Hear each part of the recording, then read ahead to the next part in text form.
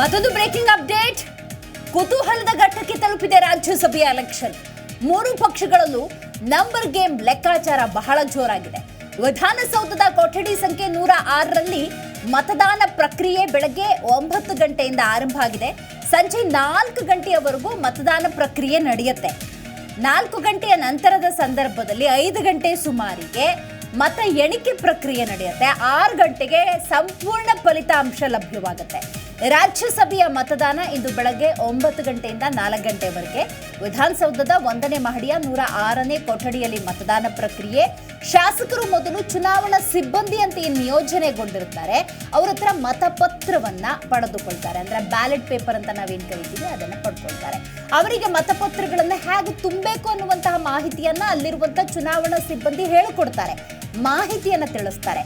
ಅಭ್ಯರ್ಥಿಗಳ ವಿವರವನ್ನ ಕೂಡ ತಿಳಿಸಿ ಹೇಳುವಂತ ಪ್ರಯತ್ನ ಮಾಡ್ತಾರೆ. ಬಳಿಕ ಆ ಮತಪತ್ರಗಳನ್ನು ಪಡೆದಂತ ಶಾಸಕರು ಗುಪ್ತವಾಗಿ ಬಂದು ಅಲ್ಲಿ ಮತದಾನ ಮಾಡ್ತಾರೆ. ಆದರೆ ತಾವು ಚಲಾಯಿಸಿದ ಮತಗಳನ್ನ ಆಯಾ ಪಕ್ಷದ ಏಜೆಂಟ್ ಅನ್ನ ಏನಿರ್ತಾರೆ ಅವರಿಗೆ ತೋರಿಸ್ತಾರೆ. ಬಳಿಕ ಮತಪೆಟ್ಟಿಗೆಗೆ ಹಾಕಬೇಕು. ಆಯಾ ಪಕ್ಷದ ಏಜೆಂಟಿಗೆ ಒಂದು ಕ್ಲಾರಿಟಿ ಸಿಗುತ್ತೆ, ಯಾರು ತಮ್ಮ ಕಡೆ ಇದ್ದಾರೆ ಶಾಸಕರು, ಯಾರು ಪಕ್ಷನಿಷ್ಠರಾಗಿದ್ದಾರೆ ಅನ್ನುವಂತಹ ಕ್ಲಾರಿಟಿ ಆ ಕ್ಷಣಕ್ಕೆ ಲಭ್ಯವಾಗುತ್ತೆ. ನೋಡಿ, ಸಾರ್ವತ್ರಿಕ ಚುನಾವಣೆ ಆಗುವ ಸಂದರ್ಭದಲ್ಲಿ, ಲೋಕಸಭೆಯ ಚುನಾವಣೆ ಆದ ಸಂದರ್ಭದಲ್ಲಿ ಎಲ್ಲವೂ ಕೂಡ ಗುಪ್ತ ಮತದಾರ ಯಾರಿಗೆ ಮತ ಹಾಕಿದ್ದಾನೆ ಅನ್ನುವಂಥ ಯಾವುದೇ ಕ್ಲಾರಿಟಿ ಸಿಗೋದಿಲ್ಲ. ಆದರೆ ರಾಜ್ಯಸಭಾ ಚುನಾವಣೆ ಅಂದಾಗ ಎಲ್ಲವೂ ಮುಕ್ತ. ನೋಡಲ್ಲಿ ಮತದಾನ ಪ್ರಕ್ರಿಯೆಯಲ್ಲಿ ಭಾಗಿಯಾಗಿರುತ್ತಾರೆ, ಅಲ್ಲೇ ಆಯಾ ಪಕ್ಷಕ್ಕೆ ಸಂಬಂಧಪಟ್ಟಂತಹ ಏಜೆಂಟ್ ಕೂಡ ಅಲ್ಲೇ ಇರ್ತಾರೆ. ಅವರಿಗೆ ಆ ಬ್ಯಾಲೆಟ್ ಪೇಪರ್ ಮತಪತ್ರ ಏನಿರುತ್ತೆ ಅದನ್ನು ತೋರಿಸಬೇಕು. ತೋರಿಸಿದ ನಂತರದ ಸಂದರ್ಭದಲ್ಲಿ ಆ ಮತ ಪೆಟ್ಟಿಗೆ ಅಂತ ಏನಿದೆ ಅದರೊಳಗೆ ಹಾಕಲಾಗುತ್ತೆ. ಹಾಗಾದ್ರೆ ಕಣದಲ್ಲಿ ಯಾರಿದ್ದಾರೆ ಅಭ್ಯರ್ಥಿಗಳು? ಕಾಂಗ್ರೆಸ್ನಿಂದ 3 ಅಜಯ್ ಮಖೇನ್, ಜಿಸಿ ಚಂದ್ರಶೇಖರ್, ಡಾಕ್ಟರ್ ಸೈಯದ್ ನಾಸಿರ್ ಹುಸೇನ್ ಕಾಂಗ್ರೆಸ್ನಿಂದ ಕಣದಲ್ಲಿದ್ದರೆ, ಬಿಜೆಪಿಯಿಂದ ನಾರಾಯಣ್ ನೆಸಬಾಂಡ್ಗೆ ಕಣದಲ್ಲಿದ್ದಾರೆ. ಬಹಳ ರೋಚಕ ಯಾಕಾಯ್ತು ಈ ಒಂದು ರಾಜ್ಯಸಭಾ ಚುನಾವಣೆ ಅಂತ ನಾವು ನೋಡ್ತಾ ಹೋಗೋದಾದ್ರೆ 4 ಸ್ಥಾನಗಳಿಗೆ 5 ಅಭ್ಯರ್ಥಿ. ಆ 5ನೇ ಅಭ್ಯರ್ಥಿ ಯಾರು? ಬಿಜೆಪಿ ಮತ್ತು JDS ಮೈತ್ರಿ ಅಭ್ಯರ್ಥಿಯಾಗಿರುವಂತಹ ಕುಪೇಂದರ್ ರೆಡ್ಡಿ. ಹಾಗಾಗಿ 6 ಗಂಟೆವರೆಗೂ ತಾಳ್ಮೆಯಿಂದ ಇದ್ರೆ ಖಂಡಿತವಾಗ್ಲೂ ಫಲಿತಾಂಶ ಏನು ಅನ್ನುವಂಥ ಕ್ಲಾರಿಟಿ ಲಭ್ಯವಾಗುತ್ತೆ. ಬಹಳ ಮುಖ್ಯವಾಗಿ ನಾವಿಲ್ಲಿ ಗಮನಿಸಬೇಕಾದ ಅಂಶ ಅಂತ ಹೇಳಿದ್ರೆ ನಂಬರ್ ಲೆಕ್ಕಾಚಾರ ಏನು ನೋಡ್ತಾ ಹೋಗೋದಾದ್ರೆ, ರಾಜ್ಯ ವಿಧಾನಸಭೆಯಲ್ಲಿ ಸದ್ಯಕ್ಕೆ ಸ್ಪೀಕರ್ UT ಖಾದರ್ ಸೇರಿದ ಹಾಗೆ ನಾವು ಲೆಕ್ಕ ಹಾಕ್ತಾ ನೋಡೋದಾದ್ರೆ 223 ಶಾಸಕರು ಅಂತಿದ್ದಾರೆ. ಇತ್ತೀಚೆಗಷ್ಟೇ ಸುರಪುರ ಶಾಸಕರಾಗಿರುವಂಥ ವೆಂಕಟಪ್ಪ ನಾಯಕ ನಿಧನದಿಂದಾಗಿ ಕಾಂಗ್ರೆಸ್ನ ಸದ್ಯದ ಸಂಖ್ಯಾಬಲ ಅಂತ ನಾವು ನೋಡ್ತಾ ಹೋಗೋದಾದ್ರೆ 135ರಿಂದ 134 ಇಳಿದಿದೆ. ಓವರಾಲ್ ನಾವು 134 ಅಂತ ಅಂದ್ಕೊಳ್ಬಹುದು. ಇನ್ನು ಅದರ ಜೊತೆಗೆ ಕಾಂಗ್ರೆಸ್ನ 134, ಬಿಜೆಪಿಯ 66, JDSನ 19, 4 ಇತರೆ ಪಕ್ಷದ ಸದಸ್ಯರಿದ್ದಾರೆ. ಬಿಜೆಪಿ ಅಂದಾಗ ನಿಮಗೆ ಈಗಷ್ಟೇ ಕ್ಲಾರಿಟಿ ಸಿಕ್ತು, ST ಸೋಮಶೇಖರ್ ನಡೆ, ನನಗೆ ಯಾರು ಪ್ರಾಮಿಸ್ ಮಾಡಿದ್ದಾರೆ ಅವರಿಗೆ ಮತ ಅಂಥೇಳಿ ಅಡ್ಡ ಮತದಾನ ಅನ್ನೋದಾಗಿದೆ.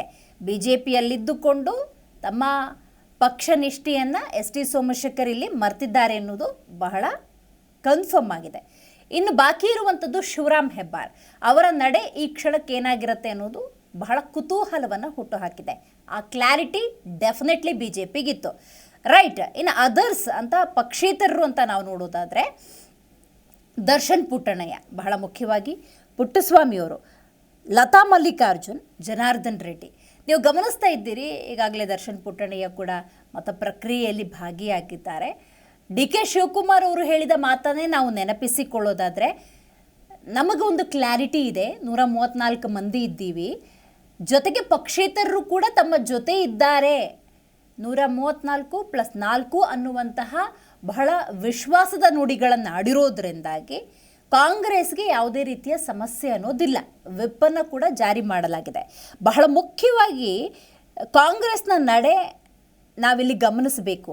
ಏನು ಅಂತ ನೋಡೋದಾದರೆ 3 ಅಭ್ಯರ್ಥಿಗಳನ್ನು ಗೆಲ್ಲಿಸಲೇಬೇಕು ಅಂತ ಪಣ ತೊಟ್ಟಿರುವ ಸಿದ್ದರಾಮಯ್ಯ ಮತ್ತು DK ಶಿವಕುಮಾರ್ ಅಡ್ಡ ಮತದಾನ ಆಗಬಾರ್ದು, ಗೈರು ಹಾಜರಿ ಆಗಬಾರ್ದು, ತಪ್ಪು ಮತದಾನ ಆಗಬಾರ್ದು ಈ ನಿಟ್ಟಿನಲ್ಲಿ ತರಬೇತಿಯನ್ನು ಕೊಟ್ಟಿದ್ದಾರೆ. ಅಣಕು ಮತದಾನ ಪ್ರಕ್ರಿಯೆಯಲ್ಲಿ ಶಾಸಕರನ್ನು ಭಾಗಿಯಾಗುವ ಹಾಗೆ ಮಾಡಿದ್ದಾರೆ.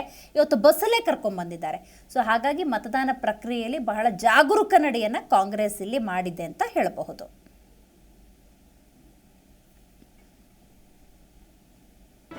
ಜಿ ಕನ್ನಡ ನ್ಯೂಸ್ ಈಗ ನಿಮ್ಮ ಮನೆಯಲ್ಲೇ ನೋಡಿ.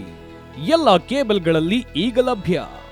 ಸನ್ Direct 292, Jio TV 1334, U digital 162, City Cable 51, GTPL 17, Abhishek cables 821, Rockline telecommunication 51, Shri Basaveshwara number 60, Vinayaka digital number 53, in digital number 896ರಲ್ಲಿ.